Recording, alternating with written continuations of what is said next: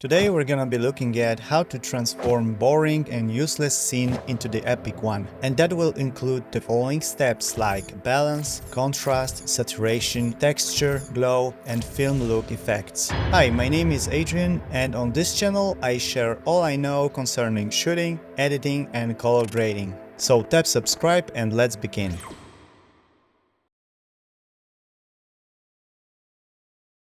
Okay, so we're gonna need a node tree to work with, a couple of serial nodes, 2 parallels, and some more serial nodes. In the first node, I'm gonna set DaVinci white gamma to color space. So from the effects, search for color space transform. As the input color space, I will set Rec 709 because it's not a log footage, and gamma 2.4 because that's how my display is configured. You might have 2.2 or same as I. And output DaVinci white gamma, DaVinci intermediate. Next we have 4 nodes for exposure, balance, contrast, and saturation. And in the parallel node, I will correct texture and add some glow effect to the sky. Then we're gonna back to Rec 709 color space. So again, color space transform, but this time our input is DaVinci white gamma and DaVinci intermediate because we've set this color space in the first node, and output is Rec 709 and gamma 2.4 in my case. These 2 nodes I'm gonna need for Kodak LUT to introduce some film look. So in this node I'm gonna right click and choose LUT, film looks, and I'm gonna choose Kodak D65, probably the most popular one. It does not look good because it requires output gamma, Cineon film look. That's why I need a node before where I can color space transform it and choose Cineon film look. And I will create a compound node out of these 2 nodes. Let's name it Kodak, and what I'm gonna do is in Key tab I will decrease the overall gain. 0.3 should be okay. So the Kodak LUT is only 30% affecting our image. I'm in the highlight mode, let me disable it. And in the last 3 nodes, I will add vignette, halation, and film grain. Okay, so this is our node tree. I will rename glow to clouds because we will deal mostly with the clouds using this node, so to not be confused.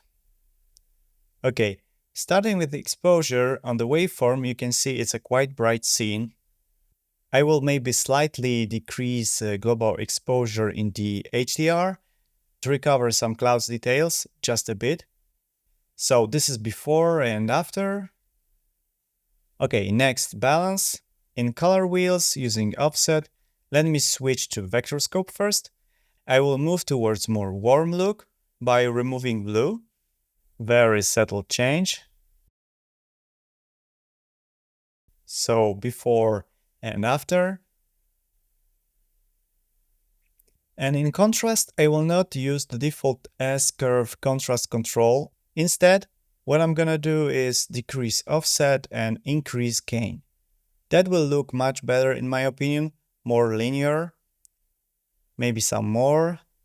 Yes, it looks good. And as far as saturation is concerned, I will decrease it because contrast itself boosted up saturation, so let's go more towards bleach bypass effect. So this is what we've done so far. Now let's go for more fancy look. So in the texture node, I will increase details of the water surface. To do that, I'm gonna use power window and I will choose gradient. Let's enable highlight, okay, and I will invert it. So one way to do it is to use mid detail control, or you can decrease blur, the result should be similar. I'll do it with the first method. I'm not a fan to set control to its max value, but in this case it looks okay and does not break anything. So before and after. Okay, let's move to the clouds. I'm gonna use qualifier to select the clouds. Luminance should work fine. Yes, highlight first, and let's search for the clouds. Okay, so I'm gonna use HDR to change the color, and highlight wheels should do the job. Yes, highlight suits better. So let's add more yellow-orange colors. And from Effect, search for light rays. I'm gonna change source of rays to edges. And you've got a bunch of controls to play with. Just experiment until you like it. Okay, I'm gonna need more contrast. And by using curves, let's add more shadows to make it even more dramatic. I'm gonna back to texture, which is our water. And with lock wheels, I will try to make it more blue. The water surface should be in highlights, so let me try it. Sometimes you need to correct the range also. I will disable clouds for a moment. Okay, just for fun. Yeah, it looks unreal but cool. And finally, we can add some more effects like vignette. It's too small and intense. Something like this. Then halation. Default settings are too strong. To speed it up, I will only decrease the global blend, just to give you an idea. So yeah, it's more subtle and realistic now. And you can add film grain to round up the film look even more. Choose the grain preset, and this is pretty much it. So this is before and after.